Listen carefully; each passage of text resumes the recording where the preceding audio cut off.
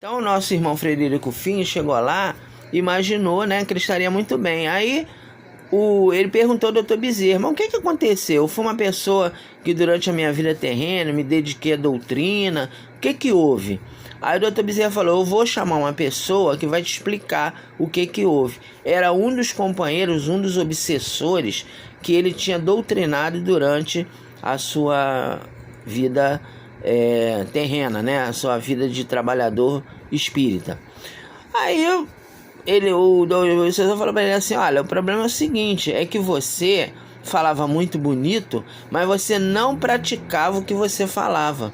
Eu acompanhava você nas suas voltas à sua residência e verificava que você era uma pessoa ríspida com seus funcionários. Ele era empresário, ele foi dono de uma empresa que colocou as primeiras gravações fonográficas aqui no país, o gramofone, né? Era a Odeon, a empresa Odeon, ele era o dono da Odeon. A Odeon, lógico, era uma multinacional, ele era o representante comercial da Odeon aqui no Brasil, e as primeiras gravações musicais no Brasil foi ele que implantou, vendia gramofone, e depois ele se vinculou também a empresas fonográficas. Então ele era um empresário, né? Uma pessoa com uma visão empresarial muito avançada para a época. Então ele falou, olha, você com seus funcionários, você era ríspido. Você também gostava de humilhar os desencarnados que você doutrinava. Então você doutrinava os encarnados, mas gostava de humilhar os desencarnados. Aí foi falando, e você não era uma pessoa tranquila com seus familiares. Seus familiares também sofriam com a sua prepotência. Então foi mostrando para ele uma série de coisas que quando ele estava encarnado ele não percebia. Porque às vezes nós temos uma imagem de nós mesmos que a gente, com outro, a gente é muito rígido no julgamento do próximo. Mas com os nossos erros a gente tem aquela coisa de encontrar desculpa. Ah, não, eu fiz isso porque eu estava nervoso. Então não tem desculpa, né? Nós ainda estamos a caminho de um entendimento que a gente não tem ainda. Na verdade, nenhum de nós aqui, estou falando de um de nós do Bezerra, né? Eu acho que em outras casas acontece isso, mas eu creio que no Bezerra de Menezes, pelas pessoas que eu conheço, nenhum de nós consegue praticar o que prega. A gente prega, fala muito bem, faz palestra, mas na hora de colocar em prática a gente não consegue. E aí o obsessor mostrou para ele uma série de situações, de percepções que ele nem se dava conta. Ele fazia tudo no automático e nem pensava. Aí aquela choque de realidade que ele teve, ele começou ele reconheceu o erro, ele admitiu o erro, ele não ficou encontrando desculpa, não. Ele, não, tá, é isso mesmo, você tá com a razão em tudo. A partir daquele momento que ele reconhece o erro, que ele começa a se reequilibrar, que a sua aura volta a emitir uma emanação mais equilibrada. Aí tem uma passagem já no final do livro, em que ele está ele está caminhando numa região do mundo espiritual e ele se depara com um grupo de padres revoltados, né? Esses padres que se revoltam porque pensam que porque são padres vão estar no céu, e aí ele fica, os padres confrontam ele, fala, você é um hipócrita, é um cínico, aí acaba com ele. Aí ele fica em silêncio e entra em prece por esses padres. Quando ele entra em prece pelos padres, ele consegue emitir tanto amor e tanta misericórdia para aqueles padres que a sua aura se ilumina. Aí ele nota que para ele ter realmente uma aura mais equilibrada, ele tem que colocar em prática aquilo que Jesus determina para nós, que é amar a Deus sobre todas as coisas e ao próximo como a si mesmo. Então essa transição, essa compreensão, é preciso que nós já cultivemos enquanto encarnados. A gente não precisa esperar desencarnar para pensar isso. Nós temos que já, como encarnados, nós temos que já pensar nessas situações. Nós temos que procurar estar atentos a esses aspectos para que nós consigamos, ao desencarnar, ter uma situação melhor, ter uma situação de maior equilíbrio, ter uma fase de perturbação menor. Então nós precisamos ter essa compreensão. Bem, aí ele continua aqui, né? Os crentes ortodoxos vagueiam na incerteza e procuram a realização das promessas do sacerdote, o gozo das beatitudes prometidas. Por vezes é grande a sua surpresa. Precisam de longo aprendizado para se iniciarem nas verdadeiras leis do espaço. Em vez de anjos ou demônios, encontram os espíritos dos homens, que como eles viveram na terra e os precederam. Viva é a sua decepção ao verem suas esperanças malogradas, transformadas suas convicções por fatos para que de nenhum modo os preparara a educação que haviam recebido. Mas, se a sua vida foi boa, submissa ao dever, não podem essas almas serem felizes por terem sobre o destino mais influência os atos que as crenças. Aqui, nessa passagem, nós estamos lembrando do relato de um livro do André Luiz chamado Obreiros da Vida Eterna, que fala sobre o Cavalcante. O Cavalcante era um companheiro que desencarnou e ele era católico ortodoxo, era aquele fervoroso, né? Aquele que levava a sério a sua religião, mas ele não admitia que as outras religiões estavam corretas. Para ele, só a dele estava correta. Aí ele desencarna e ele é assessorado pelo assistente Jerônimo, por André Luiz e por um grupo de espíritos especializados em desencarne. Aí ele chega lá no local em que ele foi levado, né? Que foi a casa transitória de Fabiano, que é uma casa que recebe irmãos necessitados de ajuda, uma casa que inclusive ela se desloca no mundo espiritual de uma região para outra. E ele chega lá e ele vira para São Jerônimo e fala assim: eu quero falar com Deus e eu quero falar com o anjo Gabriel, porque eu fui um católico cumpridor dos meus deveres, eu quero saber cadê Deus, cadê Jesus, cadê o anjo Gabriel. E aí o assistente Jerônimo, com toda delicadeza, com toda elegância, né, falar para ele que não é possível, né, que Deus é imaterial, quer dizer, mostra para ele assim da melhor maneira possível que aquilo ali é inviável, que aquilo ali foi uma incorreção doutrinária do seu segmento, não é?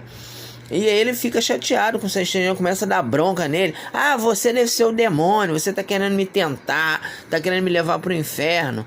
Aí o assistente Jerônimo chama um padre, que é o padre Hipólito, que está lá na equipe de atendimento, e fala assim: olha, conversa aqui com o seu padre. Aí o padre Hipólito, que é conhecedor, né, do catolicismo, aí chama o companheiro: vamos lá, vem cá, vamos conversar. Você primeiro vai se confessar. Aí ele primeiro fala sobre a vida dele e tal, aí vai se acalmando, e aí o padre Hipólito, com muita elegância, com muita delicadeza, vai mostrando para ele que não é bem como ele pensa, né? Que esse negócio de chegar a querer falar com Deus não é assim, né? Falar com Deus, aí ele mostra, né, o que o Espiritismo relata em relação à imortalidade da alma, do reencontro com entes queridos. Aí ele fica assim muito surpreso e muito decepcionado e chega até a questionar: então quer dizer que o meu sacerdote me enganou? Não, ele não enganou, ele fez uma interpretação que está ligado ao seu segmento, mas não é bem assim, não é que está errado, é que tem outros detalhes que você não percebeu. Então, quer dizer, vejam que a situação é essa, né? Quer dizer, um companheiro que não era mau, ele era uma pessoa até dedicada ao catolicismo, mas muito ortodoxo, muito ligado a essa situação. Na reunião mediúnica também, de vez em quando, nós encontramos também evangélicos, né? Também muito decepcionados, que pensavam que ia encontrar Jesus, ia encontrar os anjos. Aí falar: mas lá na minha igreja falaram que eu ia falar com Jesus, que eu ia falar com Deus. E olha, não é bem assim, porque Jesus está numa dimensão que nós ainda não alcançamos, e aí a pessoa vai se modificando, né? Vamos continuar aqui, tem uma outra passagem também interessante que ele fala sobre os céticos, né? Os céticos são os materialistas, né? Aquela pessoa que não acredita em Deus. Os espíritos céticos e com eles todos aqueles que se recusaram a crer na possibilidade de uma vida independente do corpo, julgam-se mergulhados em um sonho. Este sonho só se dissipa quando acaba o erro em que esses espíritos laboram. Quer dizer, o cético é o quê? Aquela pessoa que acha, morreu, acabou. Não acredita em nada, não acredita em alma. Aí quando a pessoa desencarna e a pessoa vê que não é bem assim, aí ele fica ali questionando, mas morreu, acabou e tal, e não é possível, né? A gente vê muitos filósofos, né? Tem um companheiro que é muito conceituado, que ele deve ter tido alguma dificuldade, o Jean-Paul Sartre. O Jean-Paul Sartre, ele era adepto dessa filosofia. Ele criou o existencialismo, que falava que é só a vida terrena, não tem nada esse negócio. Ele falava, eu não acredito na metafísica. Metafísica é a vida além túmulo, ou uma vida da alma. Eu não acredito na alma, a alma não existe, né? E eu tive um professor de anatomia muito competente, muito brilhante, que ele também falava, eu nunca cortei a alma com meu bisturi. Enquanto eu não cortar a alma com meu bisturi, eu não acredito na alma. Quer dizer, se ele está desencarnado, ele deve estar, porque ele era mais velho que eu, né? Eu tô já vou fazer 64, ele já, se está vivo ainda, já deve estar bem idoso, já deve estar chegando a hora dele. Vai chegar lá e ver que não é nada disso, entendeu? Aí o espírito fica assim surpreso. Aqueles que são mais equilibrados, eles compreendem, eles se conformam com a situação, começam a estudar, começam a refazer suas opiniões.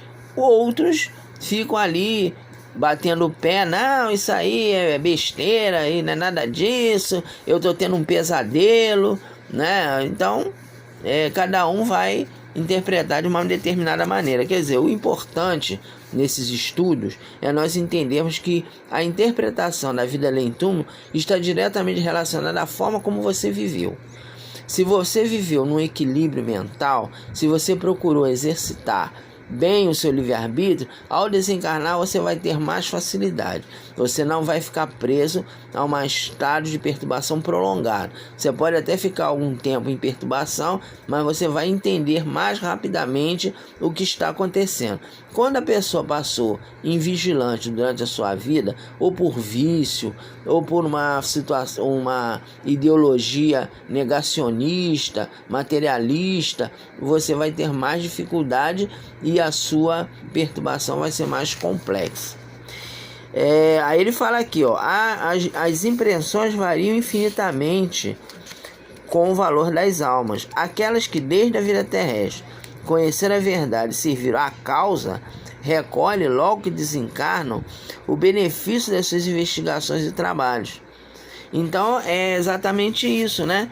Quer dizer, aquele espírito que teve durante a sua vida terrena o cuidado de desenvolver a religiosidade, ao desencarnar, ele não vai ter problema nenhum, ele vai ficar tranquilo, ele vai ficar sem qualquer impedimento, né? Agora, aquele que ficou ali preso na vida material, preso a uma situação de falta de compreensão, esse vai, lógico, vai ter mais dificuldade. Aí ele coloca aqui, a lei dos agrupamentos no espaço é o das afinidades. A ela estão sujeitos todos os espíritos. A orientação dos seus pensamentos leva-os naturalmente para o meio que lhes é próprio, porque o pensamento é a própria essência do mundo espiritual, sendo a forma fluídica apenas o vestuário. Onde quer que seja, reúnem-se os que se amam e compreendem. Herbert Spencer, no momento de intuição, formulou um axioma igualmente aplicável ao mundo visível e ao mundo invisível. A vida, disse ele, é uma simples adaptação às coisas exteriores, às condições exteriores. Então, meus irmãos, finalizando aqui o nosso estudo, lógico que eu falei para vocês que não ia dar para ler tudo. Nós tentamos pegar alguns itens que nós consideramos mais importantes para nós falarmos com vocês. Eu queria então encerrar o nosso comentário desse momento, deixando aqui essa frase de Herbert Spencer, que não é espírita, é um filósofo não espírita, mas que, pelo que a gente vê aqui, o Leon Denis admira, que ele fala aqui, a vida é uma simples adaptação às condições exteriores, ou seja, nós somos o que pensamos. Nós somos o que pensamos.